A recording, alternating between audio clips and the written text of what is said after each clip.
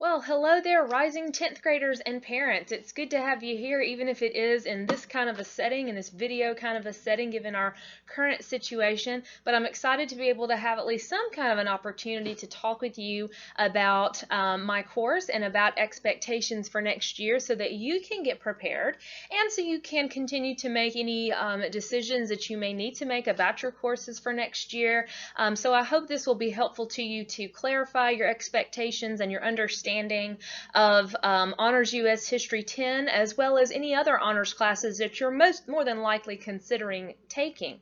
My name is Catherine Summers, and I teach Honors U.S. History 10 at Smith Station High School. I think I had the chance to meet several of you a few months ago at our AP night. I'm glad I had the opportunity to do that for some of you. I hope you got some helpful information that night. Some of the same information I'm going to be going through here, but again, the purpose with this video and today is to just further clarify kind of what the expectations are for my class, as well as to talk about the summer assignment and to really give you a good understanding of sort of what you're getting yourself into if you do choose to take honors courses, specifically Honors U.S. History 10. Again, let me just finish by introducing myself and tell you a little bit more about me and my experience teaching this course.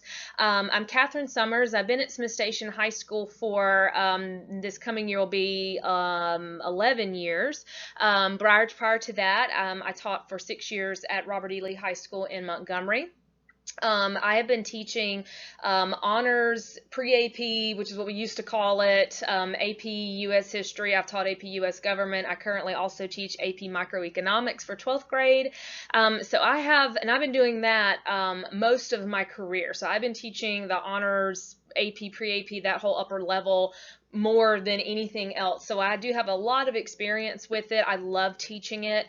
I've taught a lot of different things, as you just heard me go over, but 10th grade, whether it be at the honors level or at the general level, 10th grade U.S. History has been a class that I have always taught. There's never been a year that I haven't taught 10th grade U.S. History, and it is my absolute favorite. And honors in particular is my absolute favorite. It's my favorite thing to teach. I love 10th grade.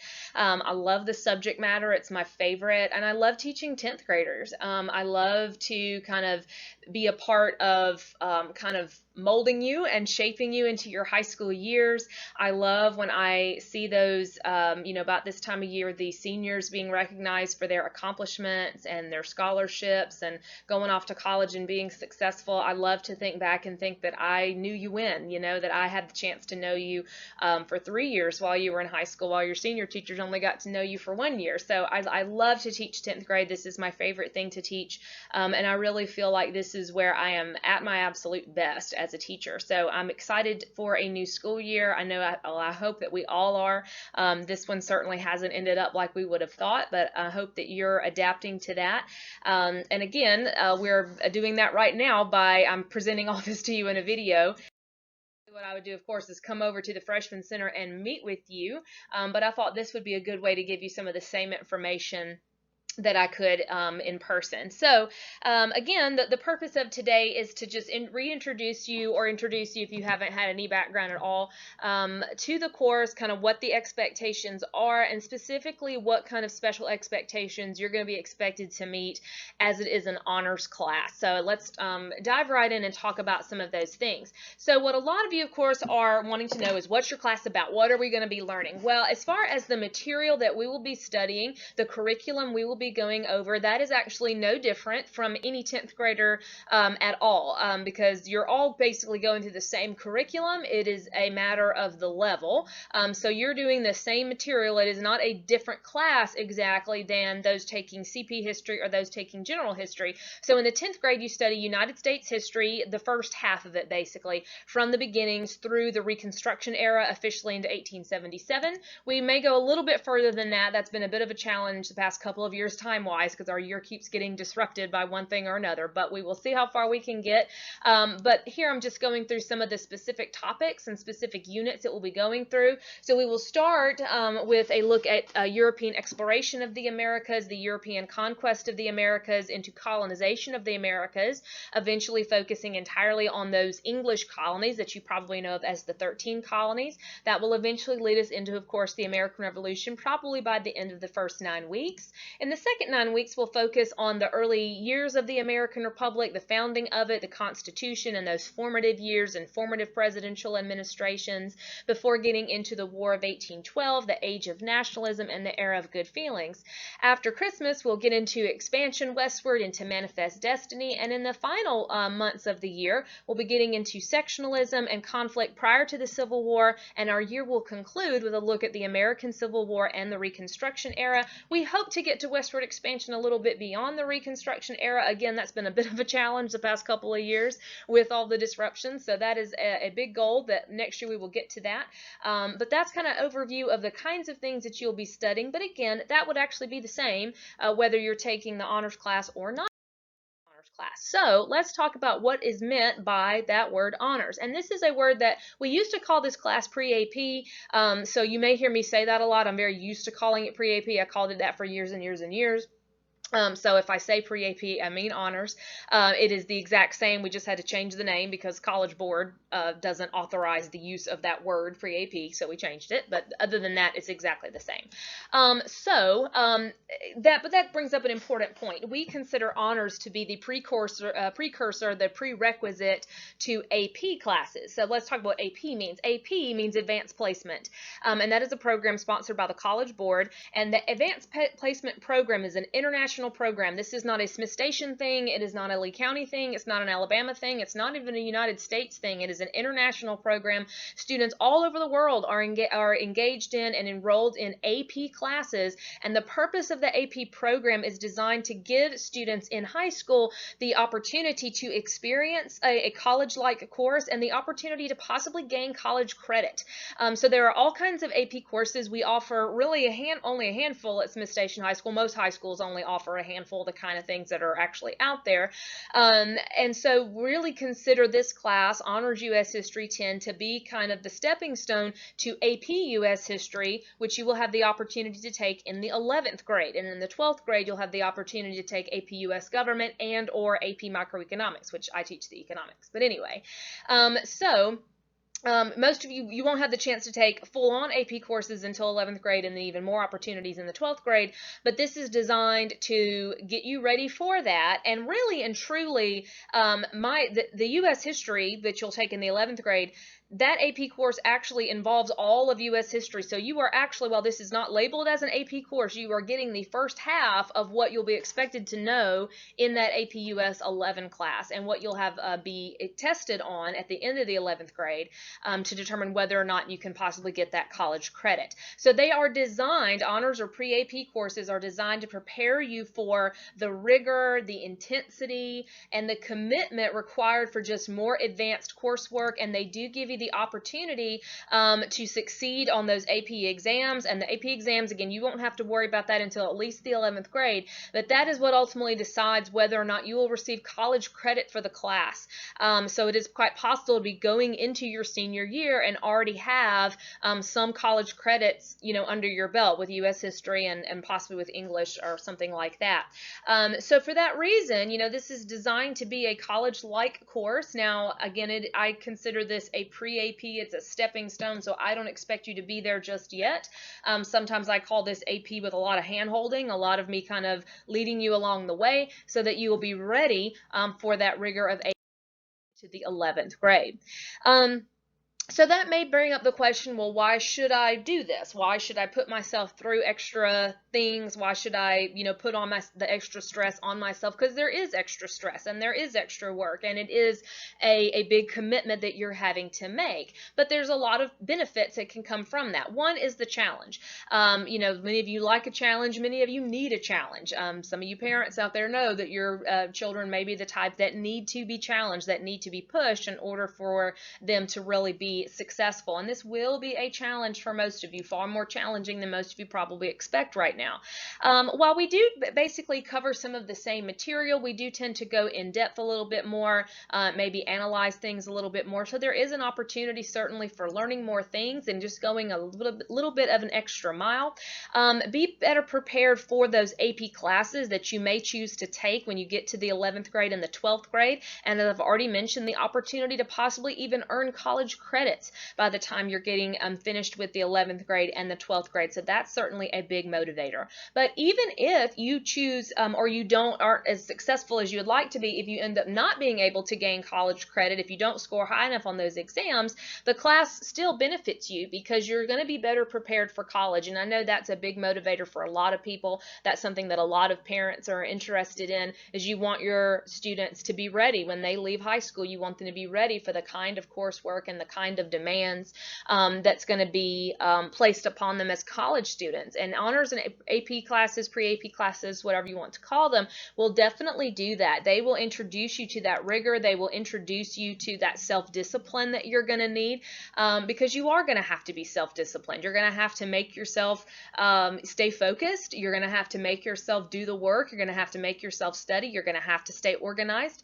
particularly because I imagine most of you, U.S. history is not the only honors class that you're probably going to take. Some of you are going to be taking all honors classes when it comes to your core classes. And so you're going to have to be organized. You're going to have to be self-disciplined. You're going to have to be self-motivated. You're going to have to figure out ways to motivate yourself on those days when you're not very motivated. And that is something that will serve you very well when it comes to college, when you don't have mom and dad or whoever at home with you all the time, forcing you to do it, forcing you to do the right thing. So this can be very helpful in that sense. Many of you are probably interested in the GPA bump that does come with honors classes, and eventually with AP classes you do get a couple of extra quality points added on when your GPA is calculated, because they are harder classes and they do require you to do more. So that will be reflected in your GPA, and a lot of people are very interested and very excited about that. So that is a very good motivation people as well, although it shouldn't be the only one.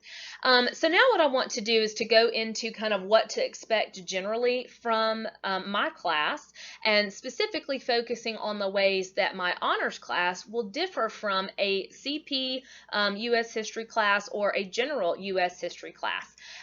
So things to expect. Of course, expect a bigger, more challenging workload. The material, and you'll keep hearing me say this, the material, the content, the information that we cover is not really going to be all that much different. You will pretty much be learning, the exact same things that your friends in CP history or regular history are, but it's more challenging work that you have to do with it. It's about what you do with it. So content is very, very similar. It's about what you have to do with it. That's where the challenge is likely going to come in.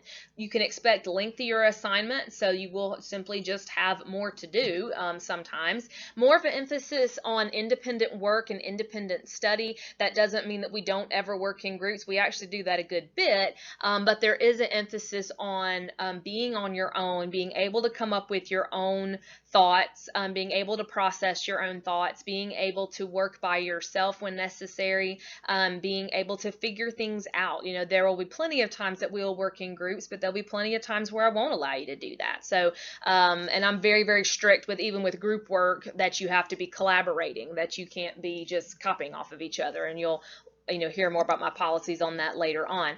Now here's where it is definitely a lot different. There's more of an emphasis on analysis, on synthesization, creation, and strength of arguments rather than just basic recall. A lot of you in your history classes previously, most of what you had to do was simply recall. You had information, you had to learn it, basically memorize it, and then regurgitate or spit that back out on an assignment or on a test.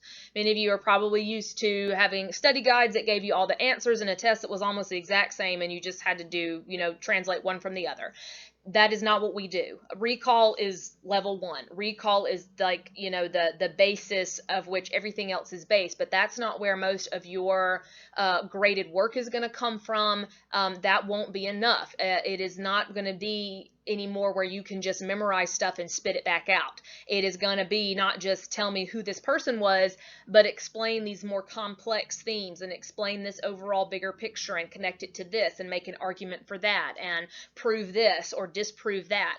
And that's something that a lot of people, it's kind of hard. I'm going to show you some examples of what that might look like in just a moment, but it is no longer just memorize and spit back out, memorize and spit back out. And for many of you, that's probably very exciting. A lot of you are probably tired of that, but just be aware that that's a lot harder. And this is where you can't just memorize, because memorizing does not necessarily mean truly understanding. And you have to really understand forwards and backwards information in order to produce those higher order kind of things.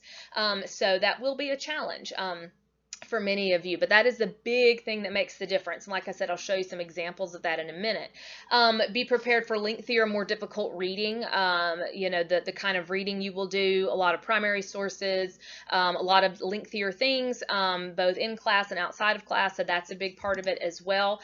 And here's the big thing, and this is one of the things that I really can't stress enough, and what many of you, no matter how much I stress it, aren't really going to understand until you're in that position when you're in the middle of it. You are going to have to study. You are absolutely going to have to study. You are going to have to study quite often. You're going to have to study more than you're used to. Just memorizing things, as I've already tried to explain, or cramming right before the test, for probably 98% of you, that's not going to work anymore. If that's how you've gotten by up until now, again, it's probably not going to work for you anymore. And what I always say to students, and I know, and I don't mean for this to sound harsh, it's just the plain truth. What I always say, if we were sitting in the library at the Freshman Center right now, I would say to you, I know that you are all smart. You are all very, very smart. You wouldn't be sitting in that room. You would not be signed up to take this class if you weren't smart. And I don't doubt that most of you have been very successful in your academic career and have always made very, very good grades without really having to stress out too much. Many of you, that's not the case, but many of you, don't have to study because you're smart, because you are smart kids. And so you've been able to be successful without having to study all that much. And the downside to that is most of you don't really know how. A lot of you don't know how to study. You've never really been there before. But for most of you, that's no longer going to be enough. When you get to high school, when you get to these more advanced courses, and when you get to college, being smart isn't enough. And I know that sounds really mean, and I don't mean it to sound that way. It's just the truth, that you can't get by anymore on the merit of just being smart. You have to be focused. You have to be disciplined. You have to have a strong work ethic. I see so many students come through not near as successful as they could be, or not successful at all, and it has nothing to do with their intelligence. It's not that they're not smart enough, they're just not willing to put forth the effort. So you're going to have to study, you're going to have to really, really learn it, and you're not going to be able to wait until the last minute. The other thing that I really need to communicate to you is just the overall higher standard. There's an overall higher standard and a higher expectation. Yes, it's a harder class, but I also expect you then to produce higher quality work. And so the kind of work that might get you a B or a C or whatever number you pick, that might get you that kind of a grade in a general class probably won't get you the same grade in an honors class. You're going to have to work for that A a little bit more, or work for that B a little bit more, or whatever, again, insert the grade that you want, but you're going to have to just overall work harder for it than you would in a CP level class or a general level class. So just that overall higher expectation. I'll show you again some examples of that in a moment. So going back to, the difference is not what the content you're asked to know, but what you're asked to do with it. These questions kind of give you an example of that. So what I have here is, on this side, these are like a kind of question that I might ask in a general level history class. For example, list the characteristics of the Southern colonies. Describe the Second Great Awakening. What was the Civil War about? Those are basic factual recall kind of questions. And I don't mean to say that you would never see something like that in the honors class. You might, but you're more likely to see things like this. What features were common to all England's southern colonies, and what features were unique to each one? Well, that's still a question about the southern colonies, but you can see that it's much more specific, it's much more intricate, and it's going to require a much more specific and intentional kind of response than just listing off a bunch of facts. Instead of just describe the Second Great Awakening, explain the relationship between the revivals of the Second Great Awakening, and American social reforms. I realize these are topics you probably don't know much about right now, but we'll learn all these things next year if that gives you a little bit of a preview. So you can see, again, it's just a little bit more involved. It's more specific, and it requires you, to do more. You can't just Google that. You're going to have to understand what the Second Great Awakening is. You're going to have to understand about those American social reforms of the 19th century and make that connection. And you can continue to see that with the other question there at the bottom. So again, it's not so much about the content, but what you are do with it. Here's a similar concept, but with a multiple choice kind of a question. So in the general history class, we might see something very simple and basic like this. Why was Virginia founded? Okay. And that would be B, to generate profit off of gold and other riches. Okay. Not to say that you wouldn't see a question like that, because you might, but on the honor side of things, here's another multiple choice question. It is also about Virginia, but this one takes it a step further. It's a bit of a higher order thinking kind of question, because it's asking you to compare the founding of Virginia to that of Maryland. So you'd have to know about the two. You'd have to be able to synthesize and put it together and know that the answer is D, that Virginia was founded mostly for economic purposes, while Maryland has a religious purpose behind it. So again, you've got to kind of know more and put it all there. Another example of a multiple choice kind of a question. Here's just basic, simple recall about the Gettysburg Address. Just what was the speech? The more honors type of version is more asking about the themes and the ideas in that speech. So you would have to have a much deeper understanding of the Gettysburg Address to be successful with that. So overall, some things that you can expect as far as your class work when it comes to the kind of work that we do in class. You can definitely expect to see more reading, more analyzing of primary sources, more analyzing of just more harder to read, in-depth kind of text, things that take much more synthesization analysis. We do a lot of graphic organizers, a lot of developing and making arguments, not just tell me these facts, but explain why this led to that, or explain why this is an appropriate title for this or whatever. A lot of short answer questions. So you will not see too much fill in the blank multiple choice kind of classwork things for me. It's going to be a lot of short answers, multiple sentences, paragraphs. We do a lot of essay writing, so we'll get to that part of it a little bit later, but it's going to be, again, requiring you to do a higher level of work and a higher level of response. Less basic recall questions, less define this, describe that stuff that you could easily just Google or get out of a dictionary. You won't be doing that much. Less, hardly any at all book work. You'll find out later that you will get a textbook, but we don't do work out of it. So if you're used to, do the vocab and answer the section review questions, you will not ever do that in my class. Like I said, you'll get a book and it will have its purpose, but that won't be it. So none of that, dare I say it, really simple, easy stuff that you probably have done a lot of. No more elementary school social studies. So it's going to be real high school social studies, real high school history, which I hope many of you are excited about. Let's talk about homework. Homework, I think the way that homework is done kind of gets confused. I feel like honors classes and pre-AP classes, we get this reputation for just mountains of homework each night, and that's all it is, homework, homework, homework. So the question, is there a lot of homework? Well, that's a little complicated. Yes and no is my answer to that. Yes, there's homework, but probably not what most of you are thinking. Most of you are probably thinking that at the end of class, I'm assigning you bunches of worksheets and written work to do, and I expect it all back the next day. No, not like that. Your homework is every day, but that homework is going to be mainly reading and studying. That's what you're doing probably 80% of the time. It's the reading and the studying. You will have reading assigned with each chapter. You'll need to be working on that each night. You'll need to be studying each night. I've already mentioned the importance of studying. So a lot of you probably just went, oh, well, that's not homework, but you're going to find that it is. You're going to find that that is something that you need to do, and that is something that you need to make time for nearly every night. You will have to complete usually unfinished classwork a couple of times per week, so there will sometimes be written assignments, but it's not usually going to be something that I just gave you at the end of class that was strictly homework. There will be a few things like that, maybe 5 times a year at most will I assign something that is completely homework that does not get worked on in class at all. Most of the time it's finishing stuff that we didn't get through with. We might be working on something in class and then you'll be assigned to complete it at home. But other than that, it's reading and studying. So is there a lot of homework? Yes, you do have to put in work at home, but it is mostly, like I said, finishing up things that may need to be finished, and reading and studying, which is kind of done, as you see fit and what you think is best, but that's up to you. We'll figure that out. I mentioned a higher standard. This is showing you an example of that. So this is showing you 3 different sort of answers to to one question, but showing you the kind of expectation that I might have in a general class versus in an honors class. What I want to point out here is that in all 3 of these cases, the answer is not wrong in any one of them, but there's a difference in how I would award credit for it. So if the question was identify Ulysses S. Grant and you in the honors class just put he was a general or just general, I would not give you any credit for that.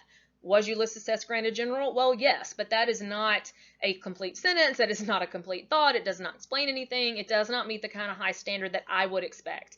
So I wouldn't give you credit for that. If you just wrote he was a general and later became president, that might get partial credit because it is a full sentence and it does tell me a little bit more, but it is still not the kind of sophisticated answer that I'm looking for. But if you wrote something like Grant was a Union general who, after capturing Vicksburg in Tennessee, became general-in-chief of the U.S. Army during the Civil War, that would be full credit because that gives me much more specifics, that is much more clear, and that meets that much more higher expectation that I would expect to see. So, and I could show you that example, but you can kind of see my point. So it's not just about right or wrong anymore, and that's where it goes beyond just basic recall of facts. So it's no longer just is it right or is it wrong. There's a lot of different degrees of that and just a higher expectation. So lastly, let's talk about the summer assignment for Honors U.S. History 10. So you do have summer work that you will have to do. That is linked on my webpage, on Smith Station High School's webpage. There's a Google Doc version. If that doesn't work for you, I can also email it to you in a Word document if you like. So let me get to all of that. So let's talk about the summer assignment. It is not super long. This is what you will see when you get to that Google document. This is what it looks like. So what you're going to do is there's 2 websites that you're going to look at. But what this is basically having you do is going ahead and doing a little research and answering some questions about some of the first things we'll be talking about, some of the stuff in that very, very first unit. That kind of helps us go through that first unit a lot faster. And this is also where we have some overlap because there's a lot of things in this first unit about European exploration that is an overlap with world history. So it's stuff that you've already had as well. So this is kind of half review and half, kind of going ahead and getting us past some of those things so we can move along a little bit more quickly. So there's 2 websites that you will click on. These links are active. So one is from a New World Encyclopedia, one is from history.com. These links do work. So if you click on it and it doesn't work for you, I would try copying and pasting it into another browser, but these are working links. So every year there's people say, well, the links don't work. You're doing something wrong if that happens. So, try to fix that on your own. So you're just answering these questions based off what you read. Your answers do have to be in complete sentences. They do have to be in your own words. Those are 2 things that I will constantly remind you of that are always going to be a big thing. The final part is these paragraphs here, these discussion questions. You are to answer one of these. So you answer all of this and all of this, but when you get to this part 3, you choose one of these discussion questions, whichever one you want to answer, and you are going to answer that in at least 2 paragraphs. So 2 paragraphs for one answer. You can do that on your own paper, or you can write it on the back of this when you print it, whatever you want to do, but make sure you answer those very, very thoroughly. So it's pretty simple, pretty straightforward. This is going to be due when you come to class on the first day of school, which is August 12th. Now, for some of you, that will actually be the 13th because of the alternating day, but you're not going to know until, I'm not even sure when you're going to know whether or not you're on the black day or the silver day. So go ahead and prepare for it to be due on the 12th, but if you end up on what's probably going to be the silver day, which is usually the second day, that'll be the 13th. So just the first day that you come into my classroom, this is is what you will be expected to have. So make sure you have that ready to turn in. However, you can turn it in before the first day of school if you email me. So anytime prior to the first day of school of August the 12th, you can email your responses. Now, as far as do you have to print it or do you write it on your own paper, that's up to you. If you want, I think the easiest way is to print this out and write the answers on there, but if you want to just write it all on your own paper, answers only is fine. Just make sure, like I said, it's complete sentences and that it is in your own work. Please remember, note that anything that you turn in after the first day of school or the second day of school, if you were on the second day class, will only get half credit. So it's going to be half credit off the top if you are late with this. So you got all summer to do it. This won't take you that long when you do sit down to do it. So should be pretty simple. Again, this is linked on my website, so you can find it there, and it will remain there all summer long. As far as how to email that to me, there's my email. Am I pointing up? Yeah. There's my email right there, summers.catherine@lee.k12.al.us. You can also email me with any questions that you may have. Allow 2 to 3 days for a reply during the summer, although I do tend to check it every day, so you probably won't have to wait that long depending on the situation. So feel free to ask me any questions that you may have, whether they're questions from this presentation, other questions that you have about the class, or questions about the summer assignment. I think that about covers the things that I usually cover. I hate that I'm not able to take questions here, but feel free, like I said, to email me about any questions that you may have. I am really looking forward to a new school year, as I hope you are. I know I'm ready to get back to the classroom. I'm ready to get back to the regular routine. I'm ready to see faces again, and ready for all of this to be over, as I think most of us are. So thank you for watching. I hope this was helpful, and I look forward so much to seeing all of you in August.